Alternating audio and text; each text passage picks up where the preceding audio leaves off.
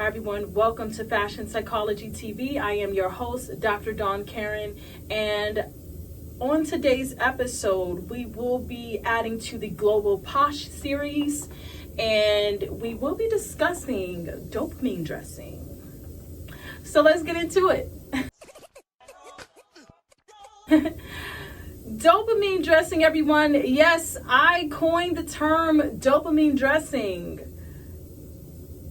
People will say something contrary. They will say that they've coined it, but I've coined the term dopamine dressing. I was actually first talking about the term in Asia, in Tatler Asia magazine, August 2020, everyone. I was sitting in my house and many journalists were calling to ask me for several interviews at that time because people were suffering psychologically. Their mental health was declining during the pandemic and they needed some fashion tips on how to do so. So they came to me, the fashion psychologist. So everyone, I actually published a book, as many of you may know. It's called Dress Your Best Life. In chapter 5, I talk about mood matters. And I talk about mood enhancement dressing. And mood enhancement dressing, everyone, is dressing to optimize your current mood. Dressing to optimize your current mood, everyone. And so that was the initial theory. I nicknamed it dopamine dressing due to the dopamine, the rush, the chemical that's expressed when you wear your favorite outfit. So you'll see in earlier YouTube videos where I talk about mood enhancement dressing and I talk about mood illustration dressing. So I did coin the term. I'm usually a humble person, but I realize speaking about my work doesn't mean I'm less humble, if you will. I do believe that people do a lot of Christopher Columbusing and they want to stake claim to things that people have created, and I am the pioneer. So everyone, contrary to what you've probably been seeing, I created the term dopamine dressing. As a Black woman, I've actually been muzzled. And I'll save that story time for another day, but I as the pioneer of the fashion psychology field and in academia, it's very commonplace for older, more seasoned senior professors to borrow a younger academic's work. And this is a hazing ritual that goes, I guess, unspoken. No one tends to talk about it, or they talk about it, but it seems to be so commonplace that people just expect it to happen. And when it happens, you seemingly don't have any power in academia as a younger professional, and the more senior seasoned professionals get away with it.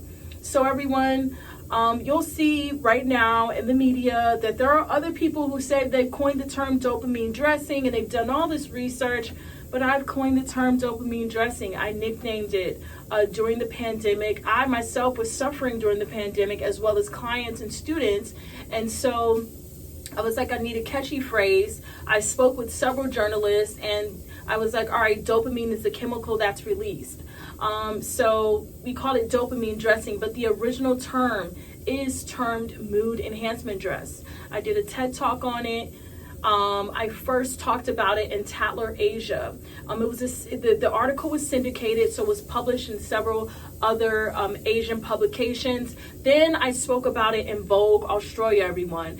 And then later on I spoke about it in the Daily Mail, but things that I say tend to I don't want to say go viral, because in the media, I don't want to say go viral, but it seems to catch on, and then other people begin profiting off of my intellectual property. So yes, everyone, dopamine dressing is dressing to optimize your mood in order to release that chemical. Other mental health professionals will tell you to stay away from the chemical dopamine, as it's actually released when people do opiates, when people are opiates, I'm sorry, when people do cocaine, and they're not necessarily addicted to the substance itself, they're addicted to the chemical that's released in the brain, dopamine. I'm not going to get all academic on you, but I will tell you that you should practice dopamine dressing. I'm going to prescribe you to practice dopamine dressing by going through your closet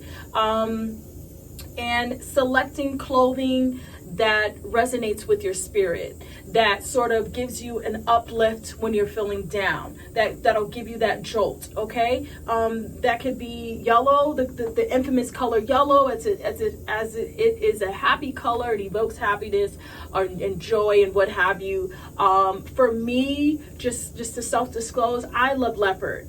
Leopard is my go-to. I have leopard shoes, I have a leopard mask, I have leopard blouse, I have leopard dress, I have leopard everything, everyone. So I just want to tell you to find your go-to, whether it's a fabric, a color, a style.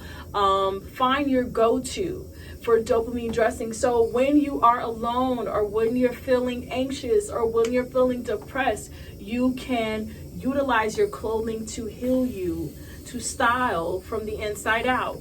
Okay, so dopamine dressing, I'm going to give you homework. That's your homework, right? To go through your closet and find the colors or the fabrics that resonate with you, that uplift your mood.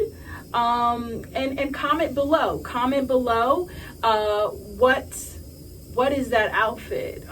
Comment below. If you want to tag me in Instagram, you can tag me on Instagram, hashtag dopamine dressing. Right now, it's like taken over. What tends to happen, everyone, is I'll do a media interview out of Australia and Asia.